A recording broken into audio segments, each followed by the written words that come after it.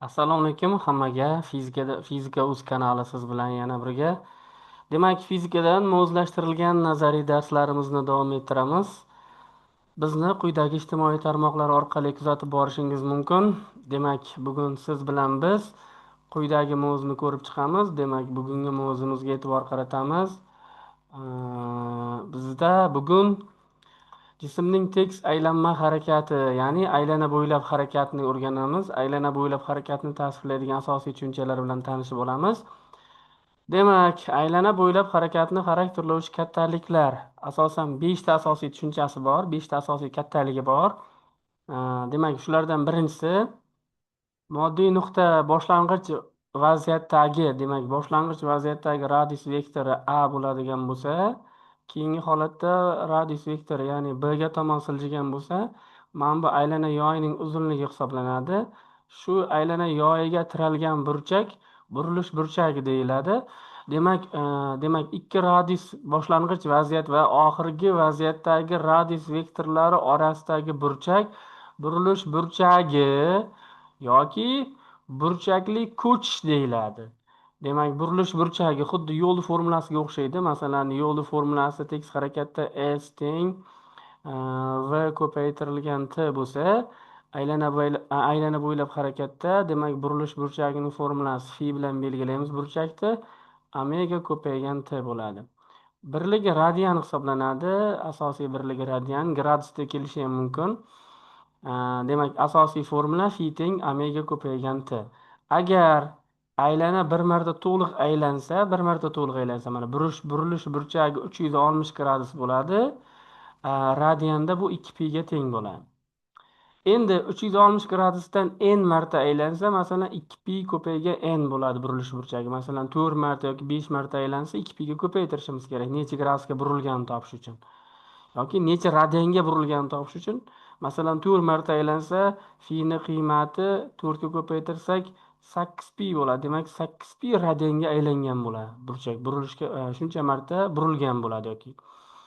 Demak, burilish burchagining birligi qisqacha qilib yozadigan bo'lsak, rad, 1 rad yoki gradusda kelishi mumkin.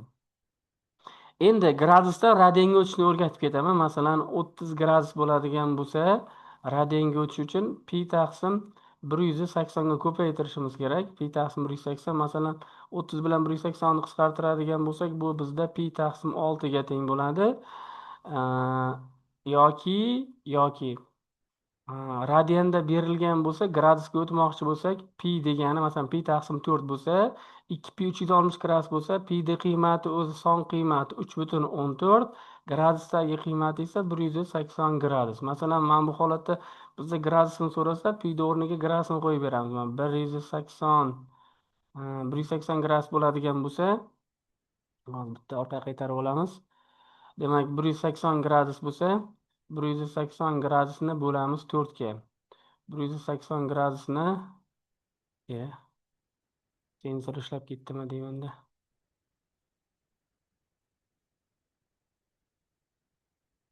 Demak, 180 gradusni 4 ga bo'lsak, bitta 4 o'chirtiramiz. Bo'ladigan bo'lsak, bu bizda 45 gradusga to'g'ri keladi. 45 gradus. Endi joy siqmay qoldi, o'shaning uchun yaxshi yozmay qoldi. Demak, pi taqsim 4 degani bizda 45 gradusga teng bo'ladi. Umumiy qilib aytganda, phi burilish burchagi yoki burchakli ko'chish deyiladi. Mana bu yerda yozyapmiz. Burilish burchagi yoki burchakli ko'chish vektor kattalik bo'lib, phi harfi bilan belgilanadi. Demak, qanaqa kattalik desa, vektor kattaligi ekan. N aylanishlar soni, necha marta aylangani. Skalar kattalik, buni yo'nalishi yo'q, demak. Skalar kattalikda yo'nalish bo'lmaydi. Umumiy holat uchun asosiy formulalar shulardan iborat. Endi keyingi qismga e'tibor qaratamiz. Navbatdagi asosiy tushunchalarimizdan biri, demak, burchakli ko'chishning vaqtga nisbati burchak tezligi deyiladi. Endi burchak tezlik tushunchasi bilan tanishamiz. Burchak tezlik nima?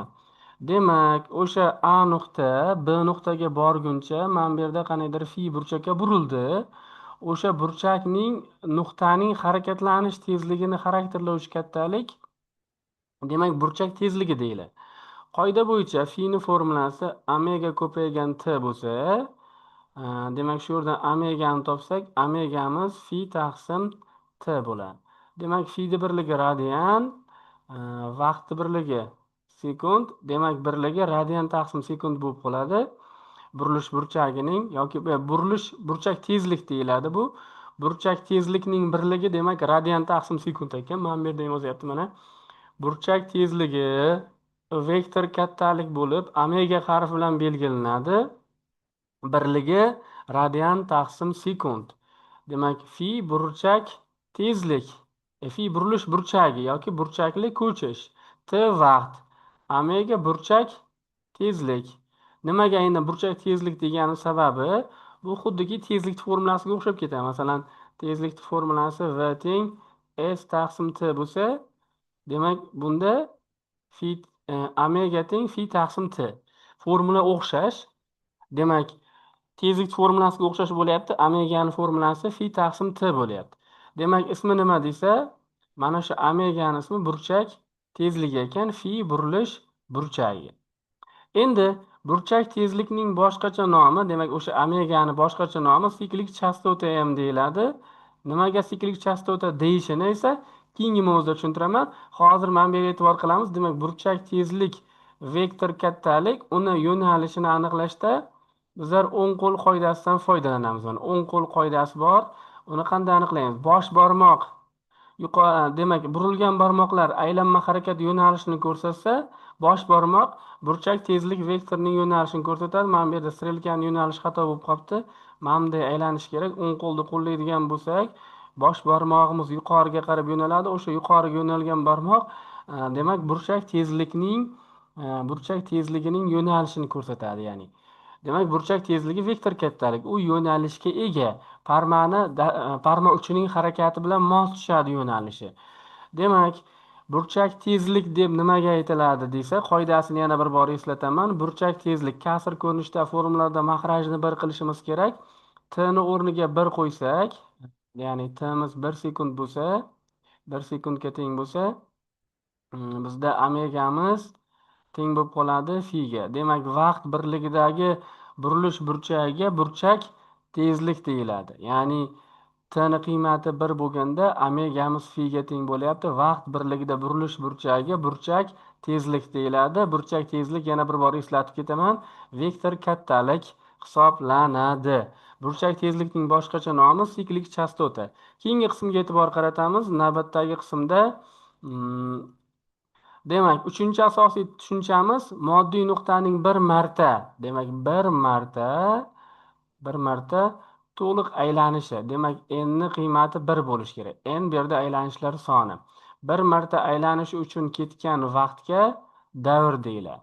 Ketgan vaqt kichkina t bo'ladi. Mana n ni o'rniga 1 qo'ysam, kichkina t katta t ga teng bo'ladi. Bir marta aylanish uchun ketgan vaqtga davr deyiladi. Davr vaqti birligi sekund bo'lgani uchun davrda ham birligi sekund bo'ladi. Masalan, yer davri 24 soat. Chunki 24 soatda bir marta aylanadi. Yoki soatning minus strelkasini davri 1 soat. 1 soatda bir marta aylanadi. Bu davr hisoblanadi. Davr degani o'sha davriy takrorlanib turadigan narsalarga nisbatan davr tushunchasi ishlatiladi. Xo'sh, keyingi asosiy tushunchaga e'tibor qaratamiz. Keyingi bizda moddiy nuqtaning vaqt birligidagi aylanishlar soni. Endi mana vaqt mahrajda kelyapti. O'sha t ni o'rniga vaqt birligi deyapti. T ni o'rniga 1 sekund qo'ysak, demak bizda new n ga teng bo'lib qolyapti. N bu yerda aylanishlar soni. Demak, vaqt birligidagi aylanishlar soniga, ya'ni aylanishlar soni kim? N. Vaqt birligi degani t ni o'rniga 1 qo'y degani. Vaqt birligidagi t ni o'rniga 1 qo'ysak new n ga teng bo'lib qolyapti. New ni ismi nima? Aylanish chastotasi. Demak, vaqt birligidagi aylanishlar soniga chastota deyiladi. Birligi 1 taqsim sekund yoki sekundning minus birinchisi mana. Birligi haqida gap ketyapti. Mana new harf bilan belgilaymiz. Skalyar kattalik. Demak, birligi 1 taqsim sekund yoki gerz. 1 taqsim sekundimiz gerzga ham teng bo'ladi. 1 gerz bo'ladi. Yoki 1 gerzimiz aylana taqsim sekundga teng bo'ladi. Chunki aylanishlar sonining birligi yo'q-da. Mana bu n o'rniga aylana yozilyapti, t o'rniga sekund, aylana taqsim sekund bo'lyapti. Yoki birligi 1 taqsim sekund bo'lyapti. 1 taqsim sekundimiz esa bizda nimaga teng? Gersga teng. Demak, chastotani birligi nima desa, 1 taqsim sekund bo'ladi yoki gerts bo'ladi. Endi mana bu yerda burchak tezligini beryapti. Masalan, 60 aylana taqsim minut. 60, mana 60 aylanishi mm, aylana taqsim minut. Xo'sh, aylana taqsim minut nimaga 2pi radian taqsim 60 yozgan? Bir aylanganda 2piga aylanadi. Hmm,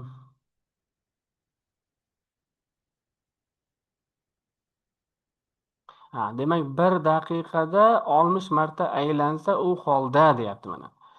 1 daqiqada 60 marta aylansa t ni qiymati 60 sekund, n ni qiymati 60. Demak mana bunday bo'lyapti. T ni qiymati 1 minutimiz 60 sekund bo'ladi. N ni qiymati 60 bo'lyapti. Nyuni topadigan bo'lsak 1 aylana taqsim sekund bo'lyapti yoki 1 gerts bo'lyapti chastotasi. Endi shuni siklik chastotaga o'tkazish uchun siklik chastotani formulasi omega teng 2pi nu degan formulasi bor.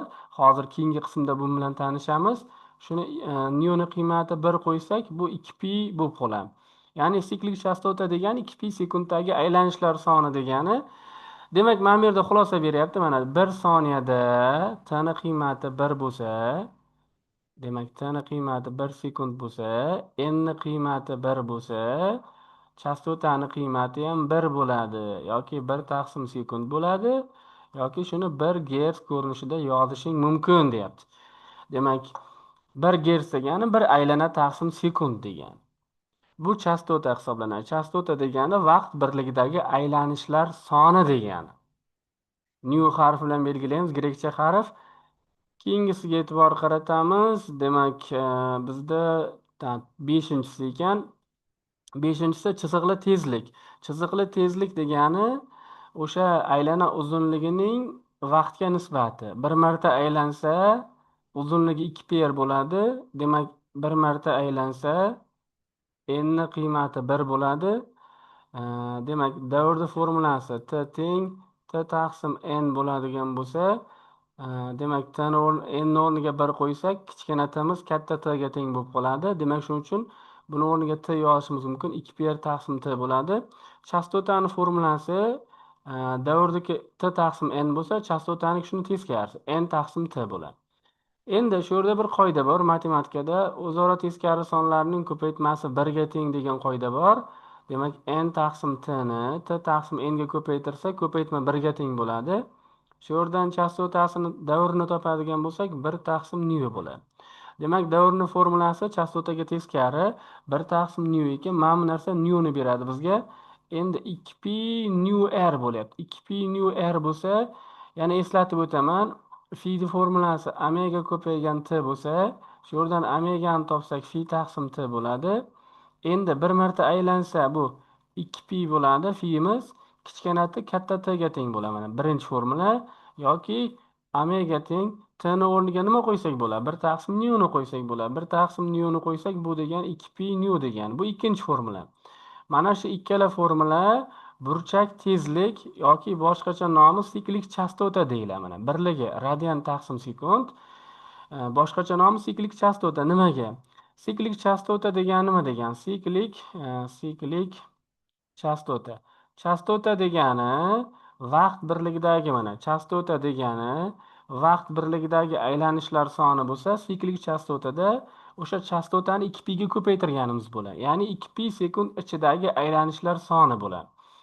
Nu degani vaqt birligidagi aylanishlar soni bo'lsa, siklik chastotada, ya'ni omegada omega o'zi burchak tezlik. O'shani boshqacha nomi siklik chastota ham deyiladi. Boshqacha nomi siklik chastota ham deyiladi. Siklik chastota degani chastotani 2pi ga ko'paytmasi degan. Mana bu yerda v ga o'xshab yozilib qolgan chastota o'zi mana bunday grekcha harf nu ga o'xshatib yoziladi.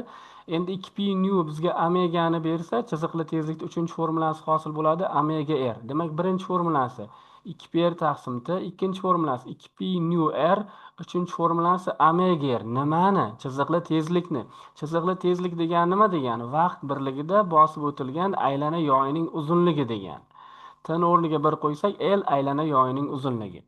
Mana aytyapti, chiziqli tezlik birligi metr taqsim sekund, L bosib o'tilgan yo'l yoki aylanani uzunligi, T vaqt, R radius, katta T davr birligi sekund, nu mamda yoziladi, chastota, aylanish chastotasi birligi 1 taqsim sekund yoki gerts, omega burchak tezlik birligi radian taqsim sekund. Bu aylana bo'ylab harakatni ta'sirlaydigan asosiy tushunchalar hisoblanadi. Demak, 5 ta asosiy tushunchasi bor ekan. Qisqacha takrorlaymiz. Birinchisi burilish burchagi, ikkinchisi burchak tezlik, uchinchisi davr, to'rtinchisi chastota, beshinchisi chiziqli tezlik. Demak, aylana bo'ylab harakatda ikki xil tezlik bor ekan. Birinchisi, mana eslab qolamiz, chiziqli tezlik, ya'ni v, chiziqli tezligimiz bizda v bilan belgilanar ekan, mana chiziqli tezlik v bo'lib turibdi. Hamda ikkinchisi burchak tezligimiz omega. Burchak tezlik omega. Endi keyingi qismga e'tibor qaratamiz. Keyingi qismda masalalarda keladigan holatni ko'ramiz. Yerga nisbatan tezlik, natijaviy tezlik. Demak, aylanada markazdagi nuqta faqat ilgarilanma harakat qiladi. Qolgan nuqtalar, masalan, mana bu A nuqta, yerga nisbatan tezligi bu natijaviy tezlik bo'ladi. A nuqta ham aylanadi, ham ilgarilanma harakat qiladi. Endi bu nuqta uchun natijaviy tezlikni yozadigan bo'lsak, A nuqtada ikkalasi bir tarafga yo'nalgan. Shuning uchun ilgarilanmaga aylanmani qo'shamiz. Endi agar aylana bo'ylab tekis harakat deb olsak, mana ilgarilanma, aylanma tezliklar teng bo'ladi va qiymati qandaydir v ga teng bo'ladi. V ga teng bo'ladigan bo'lsa, ikkalasi bir tarafga yo'nalgani uchun qo'shiladi, natijamiz 2v bo'ladi. Demak, A nuqtada chiziq natijaviy tezlik 2v ga teng bo'ladi. Endi aylananing 4dan 1, ya'ni davrning 4dan 1 qismida, mana bu B nuqtada. Aylanma tezlik, markazdagi demak, ilgarilanma tezlik joy almashibdi. Mana bu aylanma bo'ladi, bunisi ilgarilanma bo'ladi. Ikkalasini joy almashib qolibdi. Ikkalasi bir-biri bilan 90 gradus bo'lsa, mana bu yerdan natijangiz ketadi. Burchak 90 gradus. Demak, ilgarilanmani kvadrat plus aylanmani kvadrat. Tezliklari bir xil bo'lgani uchun v kvadrat qo'shsak 2v kvadrat bo'ladi, ildizi 2v bo'ladi. Demak, B nuqtada tezligi qanday bo'ladi desa, B nuqtada ildizi 2v ga teng bo'ladi. Endi davrning yarmi t taqsim 2. Aylanma bilan ilgarilanma, yana bu joy almashibdi. Aylanma bu tarafda bo'ladi, ilgarilanma bu tarafga yo'naladi. Ikkalasi qarama-qarshi bo'lib qoladi. Qarama-qarshi bo'lib qolgani uchun S nuqtada aylanmadan ilgarilanmani ayirsak, ya'ni tekis harakat bo'lganda ayiradigan bo'lsak, natijangiz 0 bo'lib qoladi. Demak, S nuqtada natijaviy tezlik 0 ekan. Endi D nuqtada ham bu yerda yo'nalish xato ketgan yana. Bu yoqqa qarab ilgarilanma tezlik bo'ladi va ilgarilanma yuqoriga qarab aylanma tezlik bo'ladi va aylanma. Endi ikkalasi 90 gradus bo'lgani uchun mana bu D nuqtada Pifagor teoremasi bo'ladi. V ilgarilanmani kvadrati plus v aylanmani kvadrati ikkalasi ham v dan bo'lgani uchun ildizi 2v bo'ladi. Demak, mana bu yerdagi tezlik ildizi 2v ga teng bo'ladi davrning 3/4 qismida. Endi bir marta to'liq aylanib keladigan bo'lsa, nima bo'ladi? Masalan, yana A nuqtaga keladigan bo'lsa, uni tushuntirdim ham.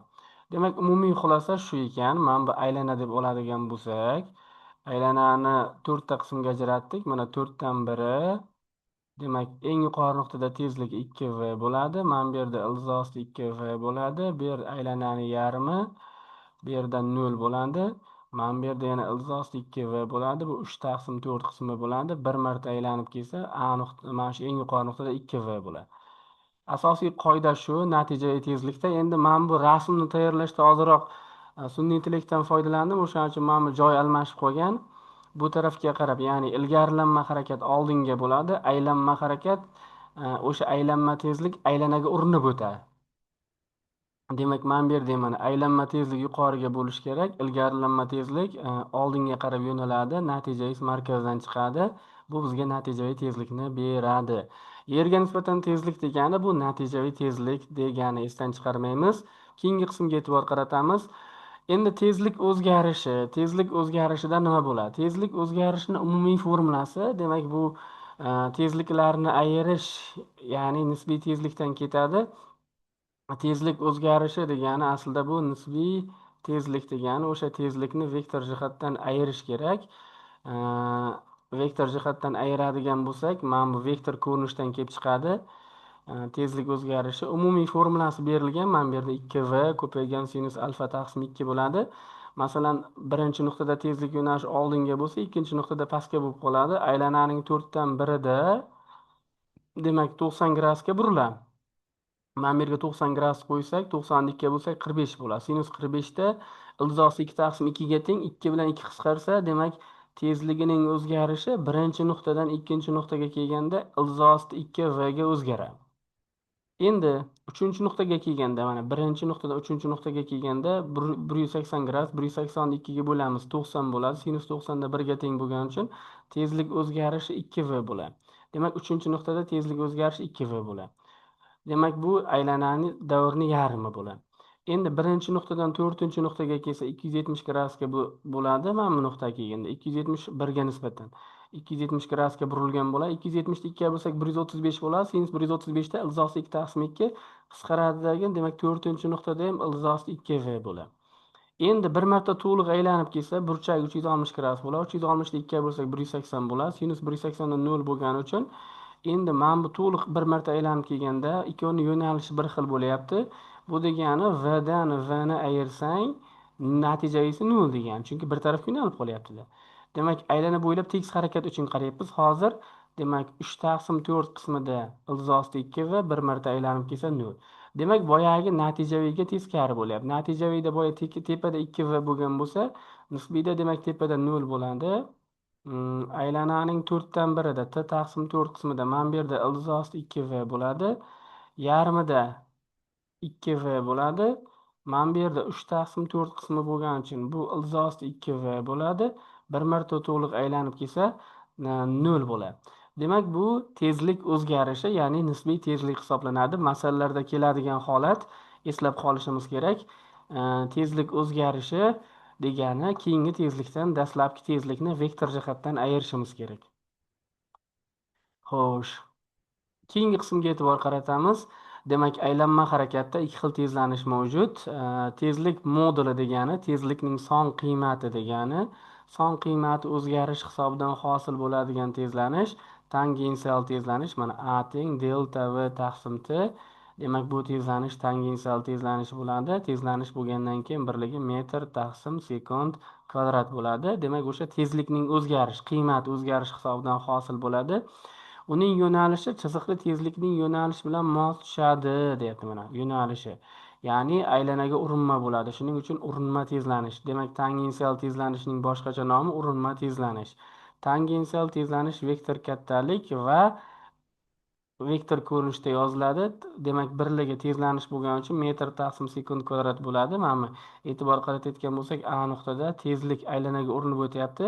Tangensial tezlanish yo'nalishi ham shu tarafga yo'nalgan. B nuqtada ham xuddi shunday aylanaga urinib o'tyapti tezlik.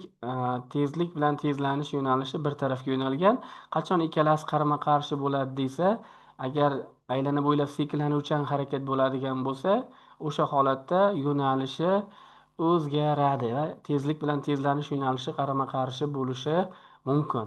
Bu tezlanish, o'sha tezlanish degani vaqt birligida tezlikning o'zgarishi. Ya tezlanish deyiladi. Bu tezlanish bizda demak tangensial tezlanish ekan.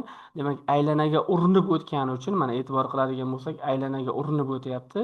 O'shaning uchun ham boshqacha nomi, tangensial tezlanishning boshqacha nomi urinma tezlanish ham deb ataladi. Keyingi qismga e'tibor qaratamiz. Demak, tezlik yo'nalishi. Endi boya son qiymati o'zgarish hisobidan hosil bo'lgan bo'lsa, endi yo'nalishi. Tezlikning yo'nalishining o'zgarishini xarakterlovchi tezlanish, demak, normal tezlanish deyiladi. U doim aylana radiusi bo'ylab markazga tomon bo'ladi. Shuning uchun boshqacha nomi markazga intilma tezlanish ham deyiladi. Endi buni qanday tushunish kerak?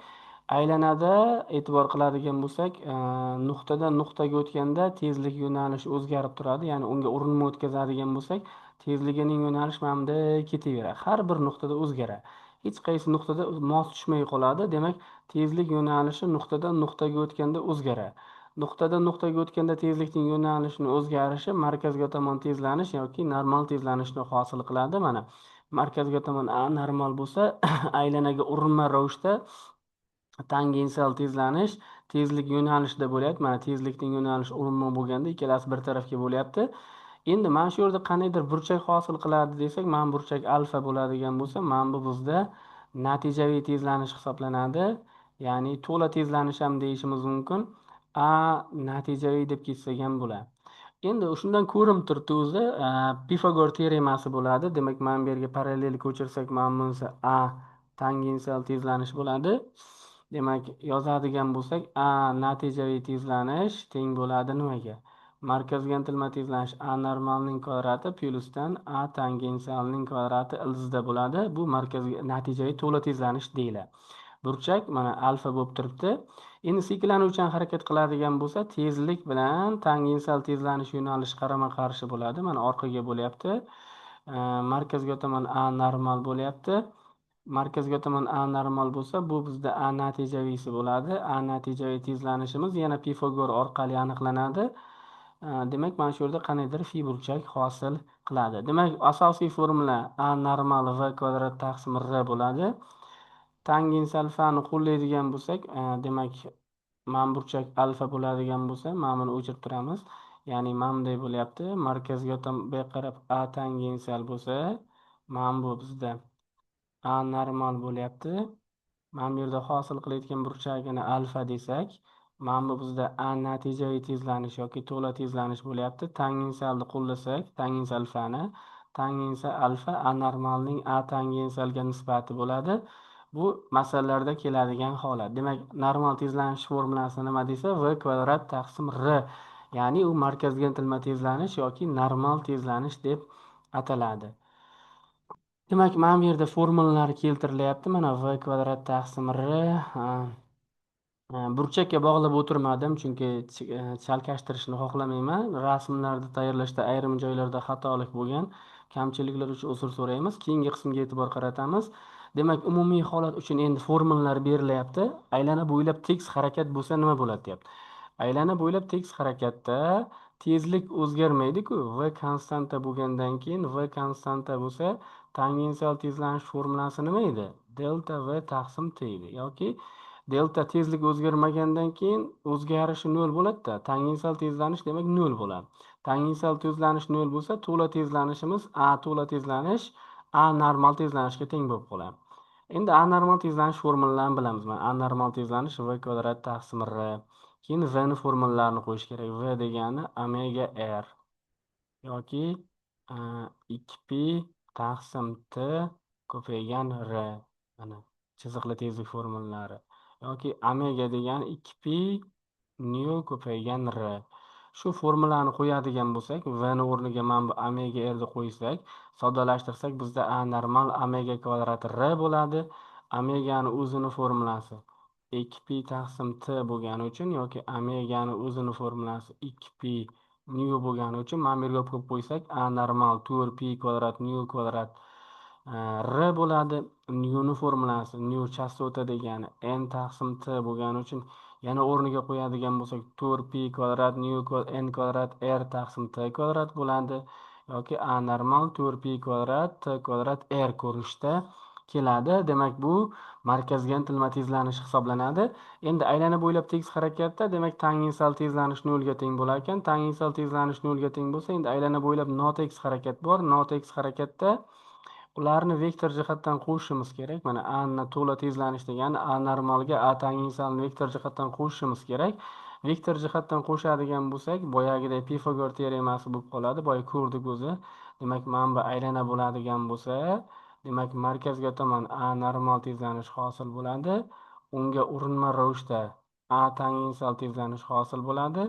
Mana bu yerda demak, A natijaviy tezlanish yoki to'la tezlanish A hosil bo'lsa, burchagini 90 gradus deb tursak, demak, vektor ko'rinishda mana bunday yoziladi. Modul qiymatini topmoqchi bo'lsak, bu formuladan foydalanib to'la tezlanishni topishimiz mumkin. To'la tezlanish degani mana bu natijaviy tezlanish degani. Endi yana aytib eslatib o'taman, o'sha rasmlarni tayyorlashda e, ozroq kamchilik bo'lgan, o'sha kamchiliklarni to'g'irlab ketyapman. Xo'sh, demak, e'tibor qaratadigan bo'lsak, bugun bizda bori shu. Kamchiliklar uchun uzr so'rayman. Demak, har bir mavzuni mukammal o'rganish uchun mavzularni, formulalarni kasbiy qilib borishingiz kerak. Bizni veb-sayt, ya'ni o'sha mavzularimizga taalluqli bo'lgan masalalardan foydalanmoqchi bo'lsangiz, fizikaustoz.com veb-saytidan masalalarni, testlarni kiritganmiz. O'sha testlarga har bir masalaga yechim beriladi. Bizga Telegram orqali murojaat qilsangiz to'liq ma'lumot beramiz. Bizni kuzatib borishda davom eting. Omad siz va bizni tark etmasin. Hammaga rahmat.